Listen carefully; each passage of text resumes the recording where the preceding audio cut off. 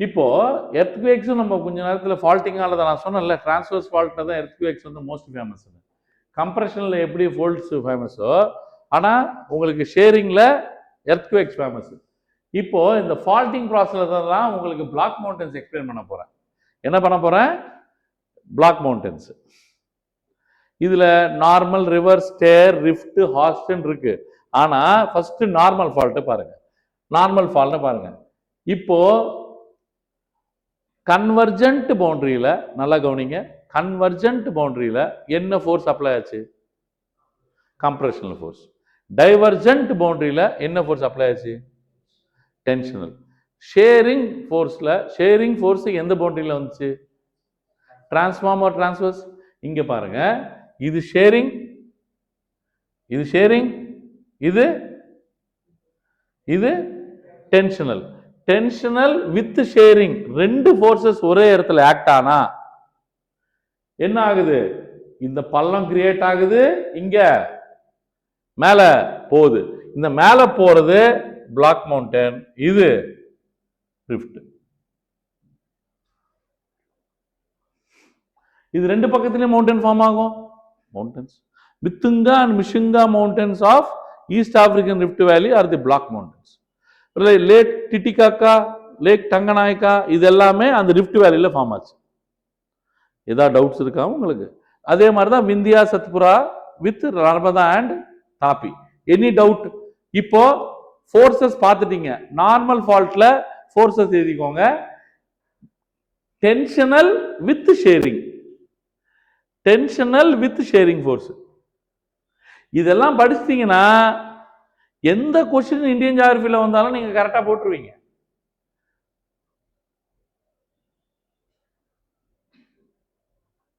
நர்மதா தாப்பி வந்து ஏன் வந்து டிஃப்ரெண்டான ஒரு மெக்கானிசம், அங்க ரிஃப்ட் வேலி எப்படி ஃபார்ம் ஆச்சுன்னு கேட்டாங்கன்னா அண்டர்லைங் மெக்கானிசம் என்னது? இதுதான். இது சொல்லாம வடைய சுத்திக்கிட்டே இருப்பீங்க. அங்க இது ஏன் ரிஃப்ட் வேலினா, இங்க ஏன் பிளாக் மவுண்டன் வந்துச்சுன்னா, அப்புறம் வந்துச்சுன்னா வந்துச்சுன்னா வந்துச்சுன்னா அப்படிதான் வராது ஆன்சர். ஹார்ஸ்ட் எது? நம்மளோட ஆன்டிக்ளைன். சிங்க்ளைன் எது? கிராபன். இந்த ரிஃப்ட்ல தான் என்ன போச்சுன்னு, ரிவர்ஸ் போகுது, லேக்ஸ் போகுது. இதுதான் மித்துங்கா அண்ட் மிஷுங்கா மவுண்டன்ஸ். இதுதான் விந்தியா அண்ட் சத்புரா ரேஞ்ச். இதுதான் வந்து என்னது? இப்ப பாத்தீங்களா, இங்க இங்க பாருங்க, இது கீழே போகுது, இது கீழே போகுது, இது வெளியே வருது, இது வெளியே வருது, இது கீழே போகுது. அப்படின்னா உங்களுக்கு இந்த மாதிரி ஒரு ஃபோர்ஸ் இங்க ஆக்ட் ஆகுது,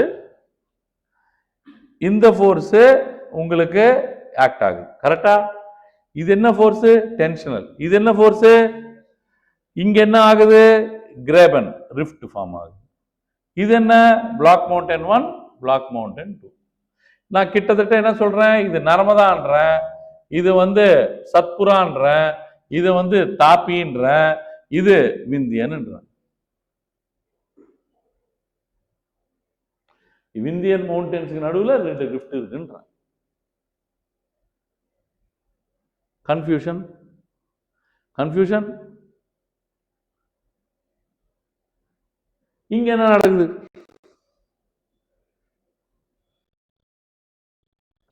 கம்ப்ரெஷனலோட ஷேரிங். உங்களுக்கு ரிசல்ட் சேம் தானே? ரிசல்ட் என்ன? பிளாக் மவுண்டன்ஸ் அண்ட் ரிஃப்ட் வேலி. நடுவில் இருக்கிறது மேலே போனான்னு, நடுவில் இருக்கிறது கீழே போனான்னு, மொத்தத்துக்கு உங்களுக்கு பள்ளமும் வருது, மேடும் வருது, ஹார்ஸ்டும் வருது, கிராபனும் வருது. இப்போ எனக்கு ஒரு ஆன்சருக்கு ஆன்சர் கண்டுபிடிச்சிட்டு வாங்க வர வாரத்தில். ஹவு, உங்களுக்கு எல்லாத்தையும் சொல்லி கொடுத்துதான் நான் வந்து சொல்லுவேம்மா ஆன்சரே கொடுப்பேன். How the rift valley of Narmada and Tapi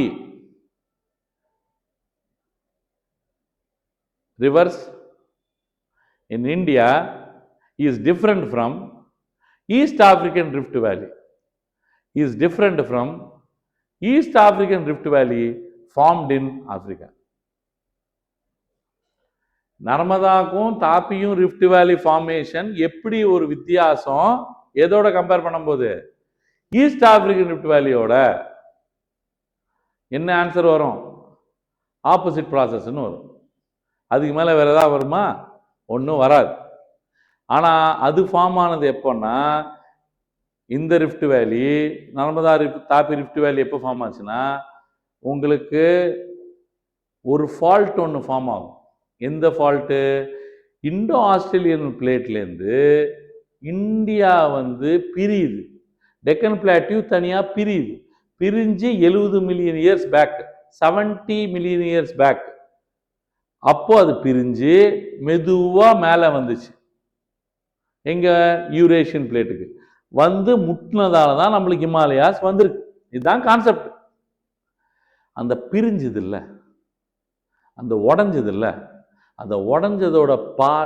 main destruction எங்க நடந்திருக்குன்னா எங்க பிரிஞ்சிருக்குன்னா அந்த குஜராத் கிட்ட gulf of Kutch and Khambhat கிட்ட மகாராஷ்டிரா கிட்ட அங்கதான் உங்களுக்கு பிரிஞ்சதோட எஃபெக்ட் டிஸ்ட்ரக்ஷனை நீங்க ஃபீல் பண்ண முடியும் இதனால ரெண்டு விஷயம் நடந்திருக்கு ஒன்று ஃபால்ட் நடந்திருக்கு அதனால தான் அந்த ரெண்டு ரிஃப்ட் வந்திருக்கு புரியுதுங்களா பிரிஞ்சிருக்கு அங்கேயும் பிரியுது என்ன ஸ்ட்ரெஸ் டென்ஷனல் புரியுதுங்களா இங்கே ஃபால்ட் வந்திருக்கு ரெண்டாவது அங்கே நடந்த விரிசல்னால அங்கே நடந்த ஒரு சேதாரத்தினால நிறைய டேர்ஸ் நடந்திருக்கு நிறைய சேதாரம் நடந்திருக்கு அதுலேருந்து வெளியே மேக்மா வெளியே ஊற்றி மகாராஷ்டிராவையும் விதர்பா ரீஜனையும் Maharashtra and Telangana and little bit of Karnataka little bit of Coimbatore எல்லா இடத்துலையும்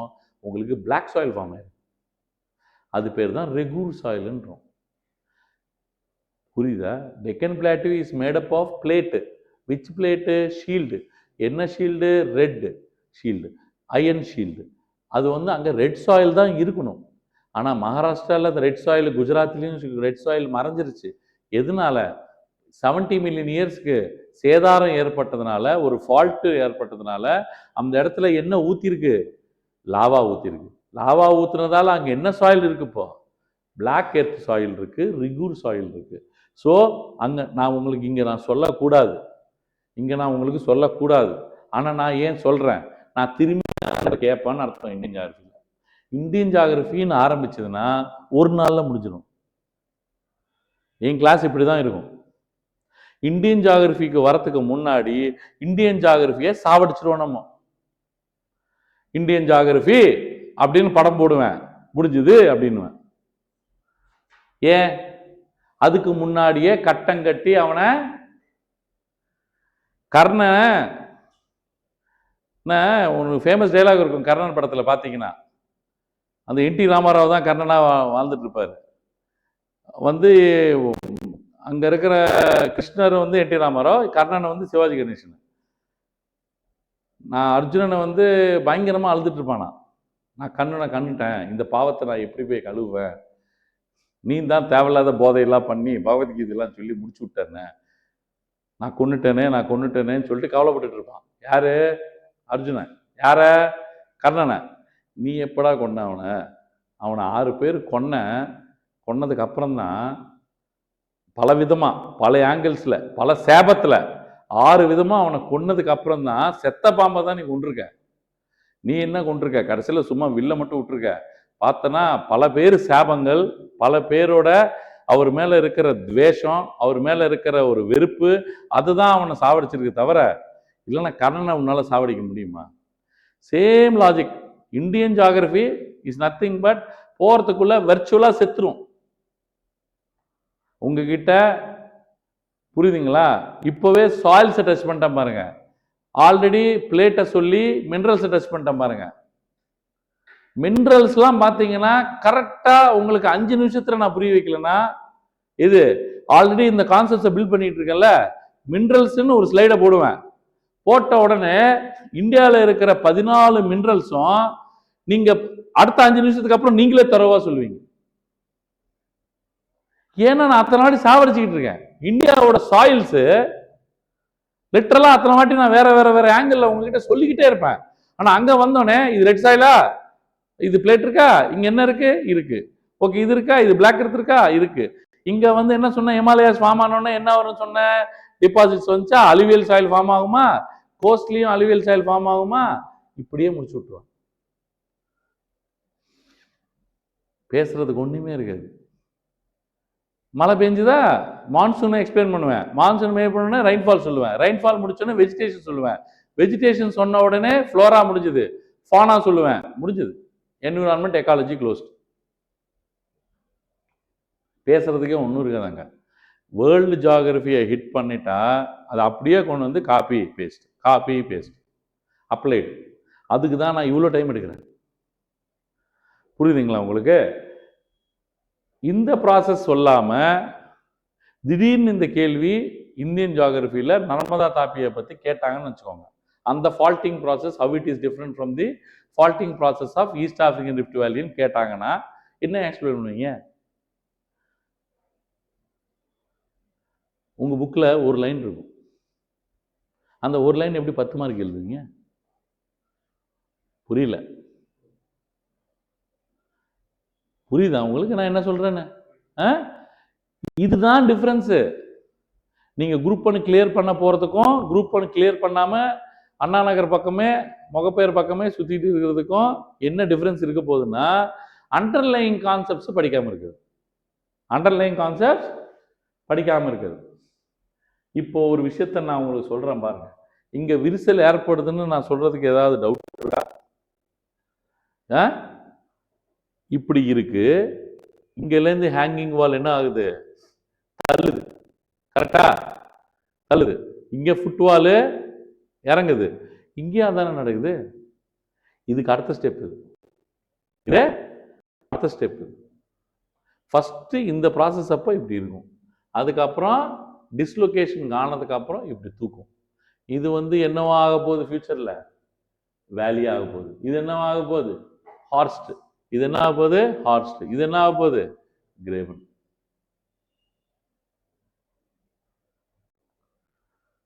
இப்போ உங்களுக்கு என்ன புரிஞ்சது சொல்லுங்க? சும்மா நர்மதா கிட்ட வந்து மண்டையை உடைச்சுக்கிட்டா ஒன்றும் புரியாது. இந்தியன் ஜியாகிரபியில முன்னாடியே புரியணும்.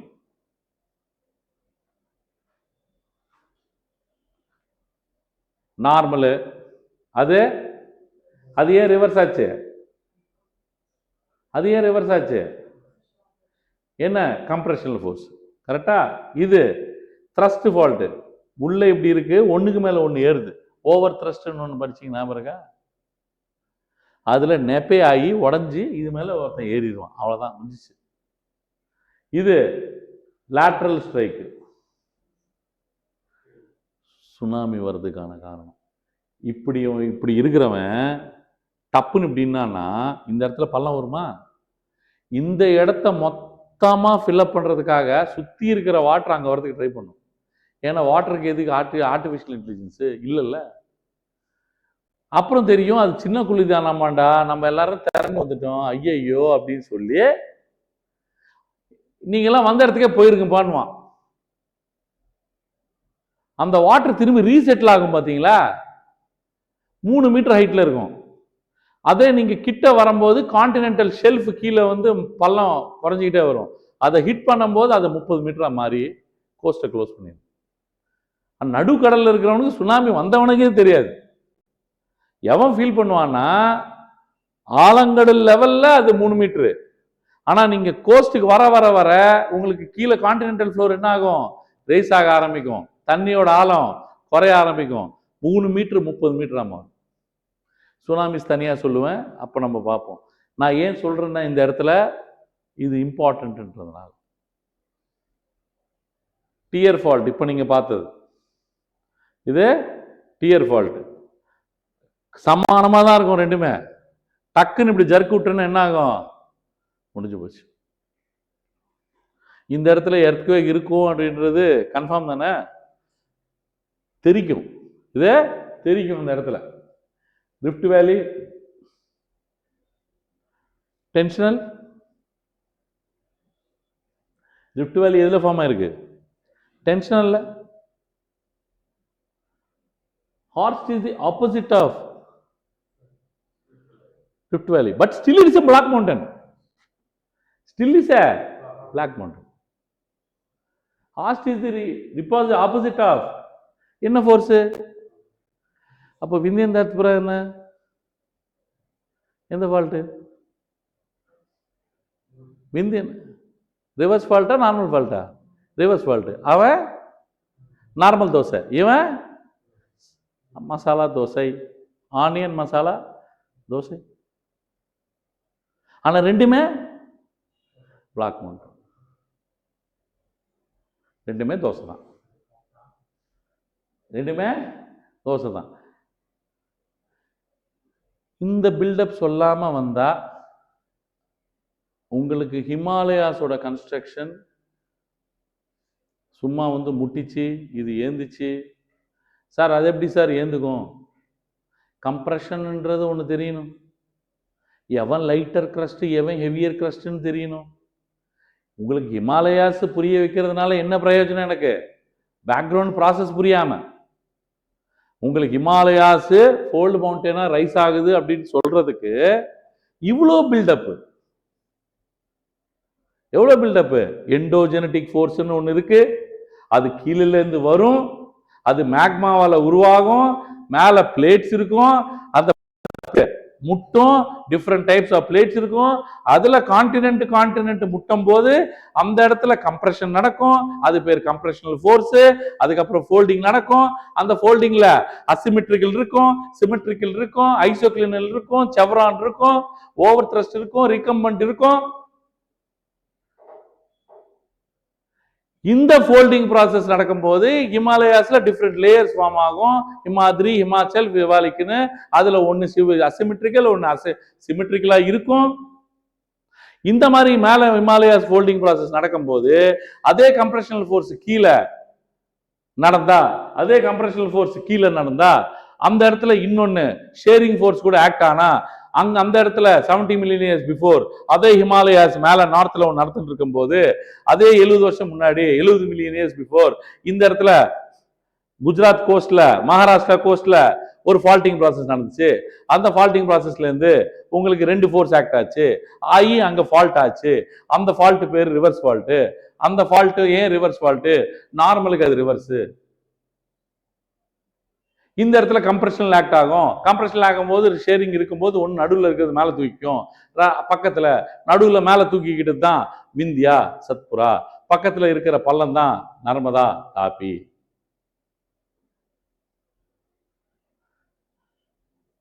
இப்பதான் ஸ்டோரி கம்ப்ளீட்.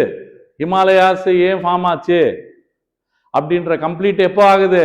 எனக்கு ஃபோல்டு தெரியும், ஃபால்ட் தெரியும், ஃபோல்டுக்கும் ஃபால்ட்டுக்கும் டிஃபரன்ஸ் தெரியும், பிளாக் மவுண்டனுக்கும் ஃபோல்டு மவுண்டனுக்கு வித்தியாசம் தெரியும்.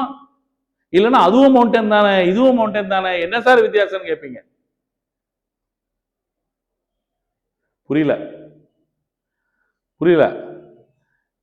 இப்போ இன்னிஞ்சார்பி வரும்போது நான் ஹிமாலயாஸ் எவ்வளவு நேரம் எடுப்பேன்? மிஞ்சி போனா 5 நிமிஷம் 10 நிமிஷம். ஏன்னா உங்களுக்கு ஃபோல்டிங் தெரியும், இந்த மவுண்டனுக்கும் பிளாக் மவுண்டனுக்கும் வித்தியாசம் தெரியும், அசிமெட்ரிக்கல்னா என்னன்னு மீனிங் தெரியும், சிமெட்ரிக்கல்னா மீனிங் என்னன்னு தெரியும், எந்த பக்கம் கம்ப்ரெஷன் அப்ளை ஆனா என்னன்னு தெரியும், கான்டினென்டல் கிரஸ்டோட ப்ராப்பர்ட்டிஸ் தெரியும், ஓஷியானிக் கிரஸ்ட் நம்ம இந்தியாவில் இல்லைன்னு தெரியும், அதனால வால்கனோ வராதுன்னு தெரியும், எர்த்குவேக்கும் கன்ஸ்ட்ரக்ஷன் மட்டும்தான் நடக்கும் தெரியும், எல்லாமே தெரியும். நான் என்ன உட்காந்து ஹிமாலயாஸை இன்னும் 10 நிமிஷம் படிச்சா முடிஞ்சுது.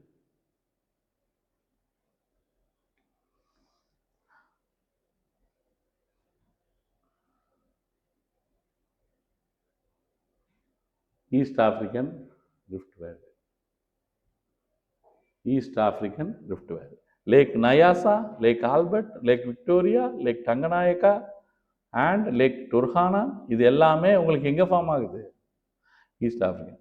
இது பிரிஞ்சு வந்து இது அப்படியே ஈஸ்ட் ஆப்பிரிக்கன் ரிஃப்ட் வேலி பிரிஞ்சு இது அப்படியே வந்து மலபார் கோஸ்ட்டை வந்து கிளிக் பண்ணும். Malabar people are going to have very good communication with the Kenyan people. கரெக்டாக இருக்கும். கேரளா பீப்புள் என்ஜாயிங் மான்சூனில் இப்போ ஹூ வில் என்ஜாய் மான்சூன்? அந்த நேரத்தில் யார் என்ஜாய் பண்ணுவாங்க மான்சூனை? Central African people will enjoy the monsoon. இப்போ மான்சூன் மலபார் கோஸ்ட் வந்து அடிக்குதுல்ல, அப்போ வந்து இந்த கோஸ்ட்டுக்கு வந்து அடிக்கும். இந்த கோஸ்ட்டு இந்த கோஸ்ட்டில் வந்து அடிக்கும். இது அங்கே போயிட்டு இங்கே என்ன ஃபோர்ஸு? டென்ஷனல்.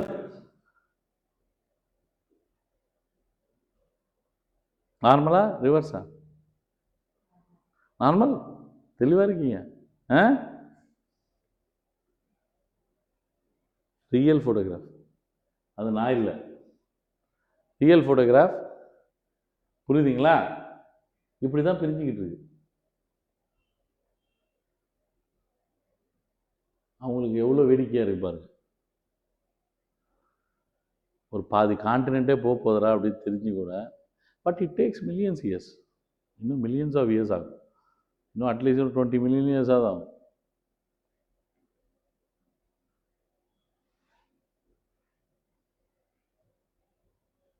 மவுண்ட்டு கிளி